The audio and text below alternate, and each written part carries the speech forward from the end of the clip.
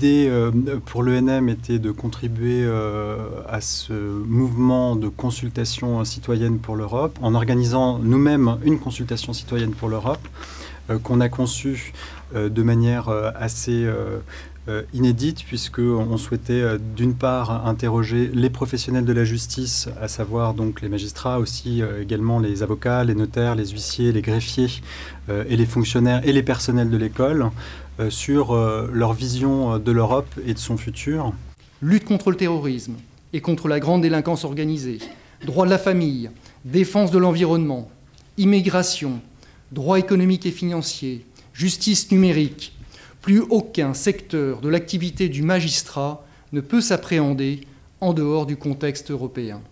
Réfléchir ensemble ce soir à l'Europe que nous souhaitons pour demain, selon des modalités de participation active et un peu ludique, est à mes yeux essentiel. Essentiel parce que, nous le savons, la crise de confiance de nos concitoyens à l'égard de nos institutions européennes est profonde. Essentiel également cette réflexion, parce que l'Europe est la seule voie pour peser face aux grands défis de la mondialisation. C'est à vous, c'est à nous de porter cette idée, non seulement par ce que nous pourrons proposer collectivement, mais aussi et surtout par les réalisations concrètes qui pourront voir le jour grâce à cette œuvre commune, grâce à cette œuvre européenne. Et je crois que c'est à cela que nous devons maintenant nous atteler. L'Europe, pour moi, c'est plutôt une nécessité. C'était une nécessité, en tout cas dans mes anciennes fonctions, puisque je devais exécuter des CRI et que parmi mes dossiers, j'avais aussi beaucoup de dossiers avec des éléments d'extranéité et la nécessité donc d'une coopération internationale et en particulier au sein de l'Union européenne. L'Europe n'est pas un frein à notre activité. Elle nous sert tous les jours dans l'exercice de nos missions de service public. Après, la diversité des normes complique un petit peu notre travail de recherche de ces normes et de la mise en pratique.